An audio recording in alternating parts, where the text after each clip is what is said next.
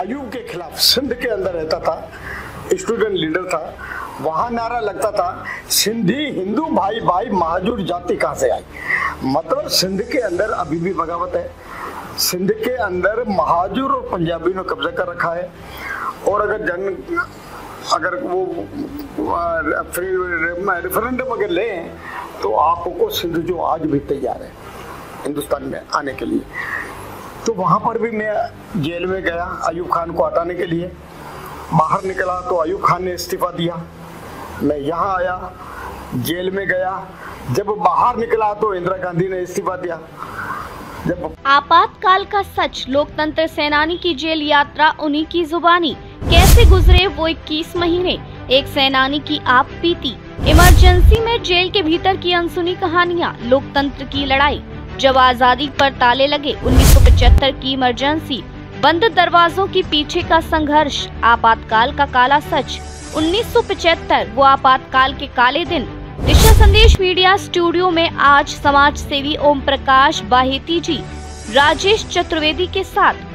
नमस्कार, मैं राजेश चतुर्वेदी दिशा संदेश न्यूज चैनल पर आज आपके साथ संवाद करूंगा। हमारे साथ आज बैठे हैं ओम प्रकाश जी बाहेती, जो मीसाबंदी भी हैं, भारतीय जनता पार्टी के अंदर नेतागिरी भी करते हैं और समाज सेवी भी हैं। माहेश्वरी समाज से आते हैं। माहेश्वरी समाज के अंदर भी आपका बहुत बड़ा योगदान है और मैं चाहूंगा कि आप अपना परिचय दें एक बार। ओम प्रकाश बाहेती, मैं 1971 का युद्ध के अंदर पाकिस्तान से आया था। वहाँ हम उनका जुल्म सह करके 71 की युद्ध हुई। हम बॉर्डर पर थे, बारमेर से आगे चल करके वो बॉर्डर 47 के अंदर आ गया। हम पाकिस्तान में रह गए। अच्छा, पाकिस्तान में रहने के बाद कर्नल भवानी सिंह 71 के युद्ध के अंदर वो सेना लेकर के हमारे गांव से भी आगे फतेह कर ली, मतलब उसको जीत ली। उसके पश्चात हम 1 लाख हिंदू जी वहां छोड़ करके यहाँ बारमेर के आसपास आकर के कैंपों में रहे। उस समय इंदिरा गांधी ने निर्णय कर दिया कि शिमला समझौते के तहत जीती हुई जमीन वापस देंगे। 93,000 सैनिक जो बंधक बनाए थे उनको भी वापस देंगे और 1 लाख हिंदू जो आए इनको भी पाकिस्तान वापस भेजेंगे।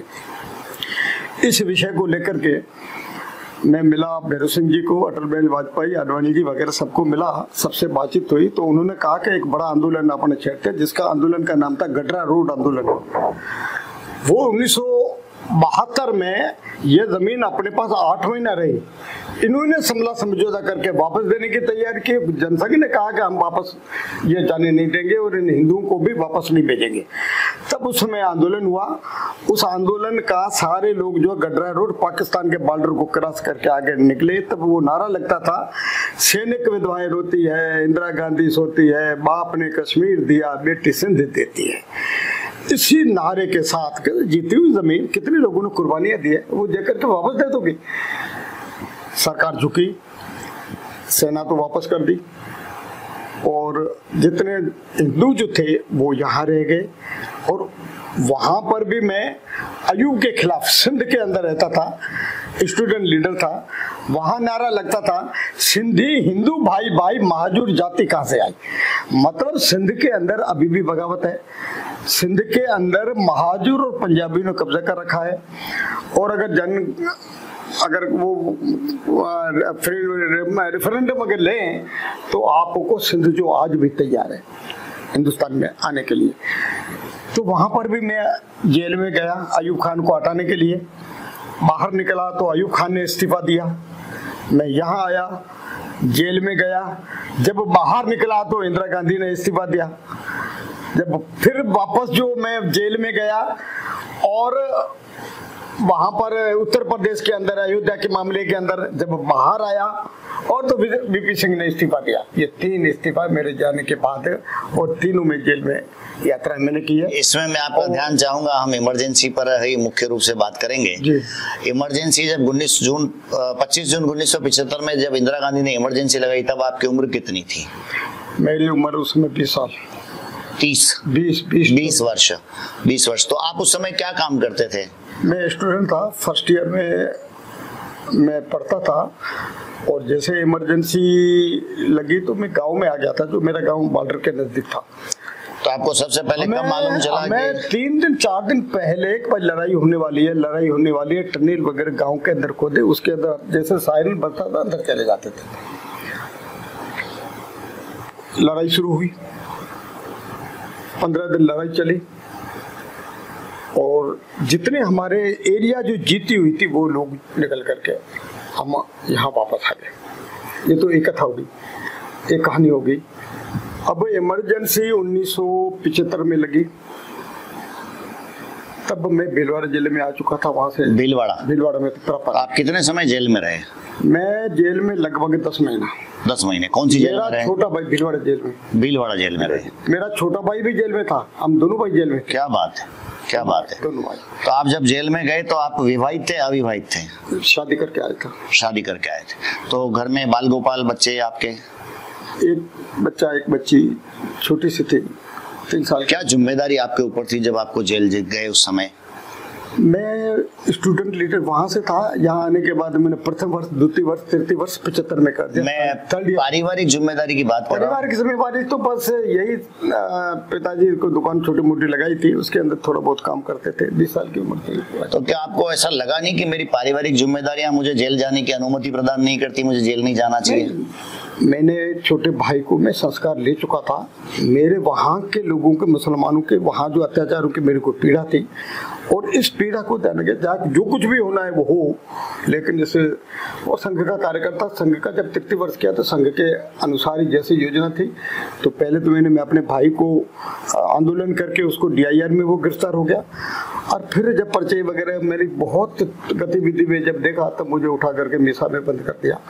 तो मीसा में बंद कर, आप आंदोलन करके नहीं गए, आप मीसा में बंद? तो मेरा भाई, छोटे भाई गया DIR में और आप मीसा में बंद हुए, मतलब पुलिस ने आपको उठा लिया, उठा के बंद किया। आप आंदोलन करके जेल भरो आंदोलन के माध्यम से जेल नहीं पहुंचे? दोनों भाई थोड़े ऐसा ही था कि DIR में वो गया कि भाई आप पीछे काम करो, और हम काम कर रहे थे तो उसको उठा करके हमको जेल में। तो जब आप जेल गए तो डायरेक्ट तो जेल नहीं गए होंगे, पहले आपको पुलिस ने गिरफ्तार किया होगा, थाने ले गई होगी, तो ऐसी कोई यातना का समय जो? मैं अपनी दुकान पर बैठा था, अचानक पुलिस आकर के घेरा दे करके आज बंद बैठो। भाई क्या बात है बताओ? तो आपको बताते हैं, थाने चलो। थाने में गए, वहां से होकर के सीधा मेरे को वहां जाकर के जेल में बंद कर दिया। तो थाने में कितने समय आप रहे? नहीं, थोड़ी सी टाइम, नाम वगैरह कोई ऐसी यातना का कोई समय थाने या जेल में जो आपको अभी भी याद आता हो? मीसाबंदियों को विशेष राजनीति कैदी थे, जिसके अंदर काफी अच्छे लीडर्स सब मीसा में थे, तो इसलिए वहाँ राजस्थान के अंदर कम हुआ। और उसके बाद मैं बीमारी का बहाना करके मैं चला गया अजमेर जेल में। वहाँ भैरव सिंह जी थे, सतीश चंद्र अग्रवाल थे, भानु कुमार शास्त्री थे, और सारे भीलवाड़ा से आपको अजमेर क्यों भेजा गया? वो इसलिए भेजा गया कि मेरे को मन में था भाई कहीं और जेल में जाऊं, तो मैंने कहा बहाना क्या ढूंढूं? तो बहाना ये ढूंढा कि भाई चर्म रोग है, मैं तो रात को सो नहीं पाता हूँ, मेरे को तो कम से कम तो डॉक्टर दे आओ। तो उन्होंने कहा कि डॉक्टर यहाँ पर जो स्पेशलिस्ट है नहीं, तो मैंने कहा मेरे को भेजो। जब वो गया तो वहां पर उन्होंने रेफर कर दिया अजमेर जेल के अंदर, इसको अजमेर में रेफर किया जाए।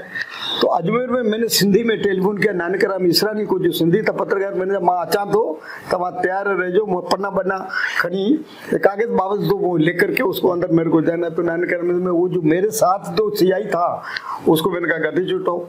तो मैं स्टूडेंट लीडर भी बाहर हुआ था, अटैची उठाओ, अटैची उठा करके गए। तो मैंने कहा ऐसा करो, तुम तो यार चाय पानी पी लो, अच्छा नाश्ता करो, 2 मिनट हम अपने लोगों से मिल लेते हैं। तो उन्होंने जो ये पर्चे वगैरह जो थे मैंने सब ये छुपा करके, और उसके बाद अजमेर जेल में गए। तो अजमेर जेल में फिर शेष टाइम अजमेर जेल से कटा। उसके बाद फिर वापस मैं भीलवाड़ा जेल में आया।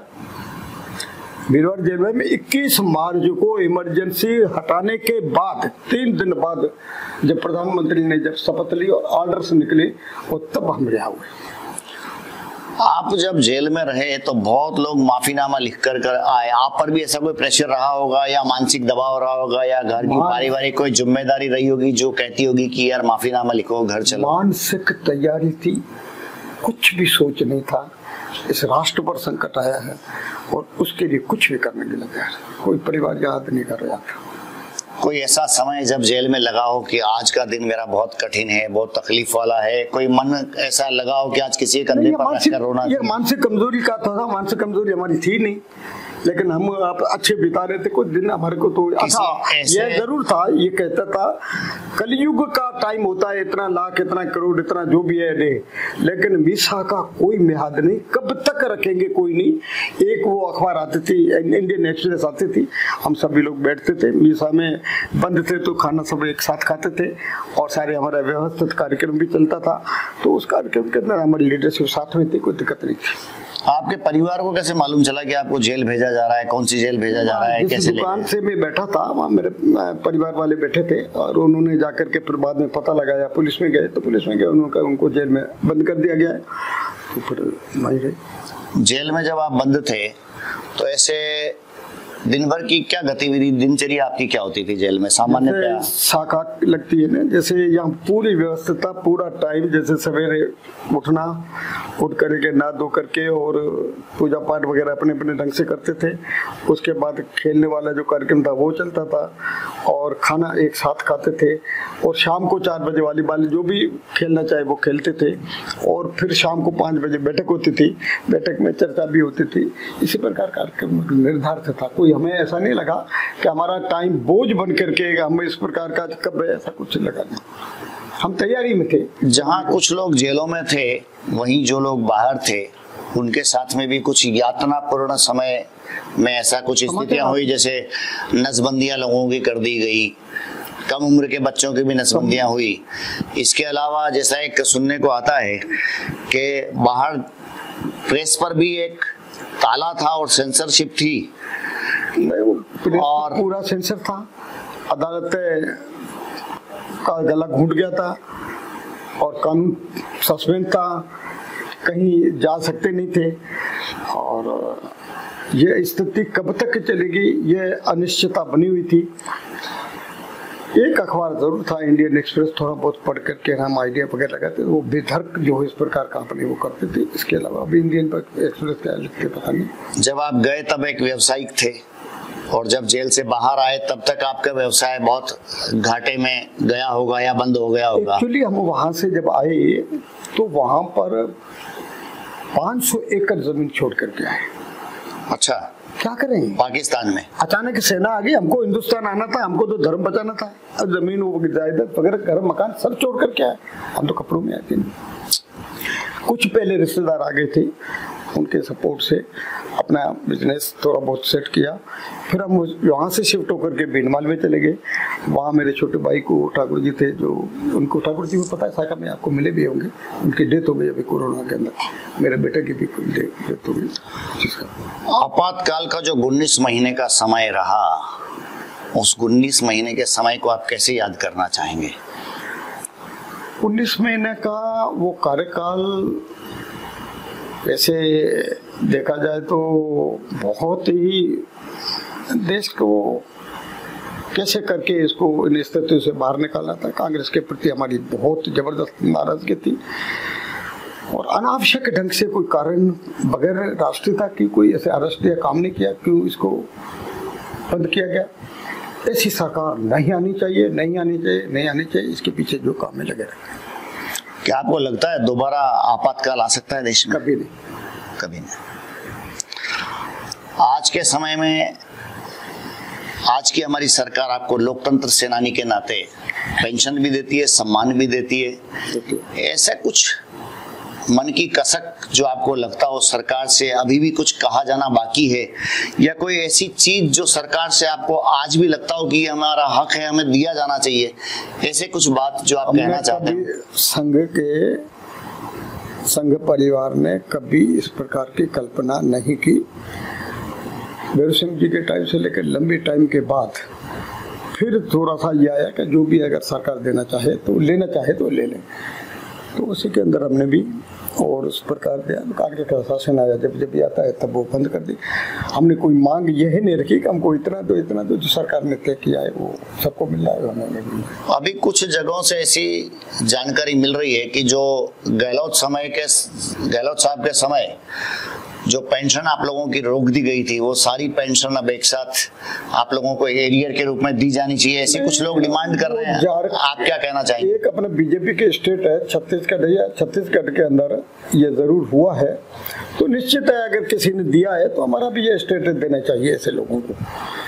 अब दे तो ठीक है, नहीं दे तो भी ठीक है। आपका कोई ऐसा संघर्ष का समय आपातकाल 19 महीने में जो आप आज की पीढ़ी को सुनाना बताना चाहते हो, या ऐसा कोई दर्द या ऐसी कोई स्थिति जब आपको लगा हो कि जो आज की पीढ़ी तक उस बात को पहुंचाया जाना चाहिए?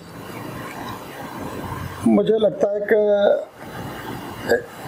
नरेंद्र मोदी के नेतृत्व में हिंदू इतना जाग चुका है और आगे सनातन धर्म बढ़ रहा है, यह है विश्व गुरु की ओर बढ़ रहा है।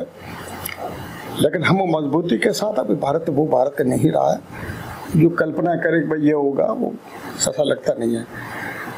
राष्ट्रवाद यह है कि व्यक्ति को राष्ट्र सबसे सर्वोपरि है, वह जीवन भी क्या जीवन है जो काम देश के आने सका, वह जीवन भी क्या जीवन है जो काम देश के आने सका, वह चंदन भी क्या चंदन है जो अपनापन महका नहीं सका। ये हमारे मन के अंदर एक उद्गार है, तो जीवन अपना पूरा ही राष्ट्र के लिए समर्पित हो और राष्ट्र के लिए जीते हैं, राष्ट्र के लिए चलते हैं। बहुत बहुत धन्यवाद। आज हमारे साथ थे ओम प्रकाश जी बायती, जो पूर्व लोकतंत्र सेनानी और समाज सेवी हैं। आपका बहुत बहुत धन्यवाद, आपने जो समय हमें दिया उसके लिए हम आपका आभार व्यक्त करते हैं। आप लोगों ने चिंतन करके इसी बात को दोहरा करके लोगों को जागरूक करने का जो काम कर रहे हो, यह अद्भुत काम है। यह केवल एक बिजनेस तो है ही, लेकिन इसके ज्यादा लोगों को भूल गए कि लोगों इमरजेंसी क्या होती है क्या नहीं होती है, धीरे धीरे करते ऐसे माध्यम से जब उनके पास पहुंचेगी तो निश्चित तौर पर ये भी एक राष्ट्र की सेवा है, एक अच्छा काम करे हो, इसलिए बेहतर करना। जी नमस्कार।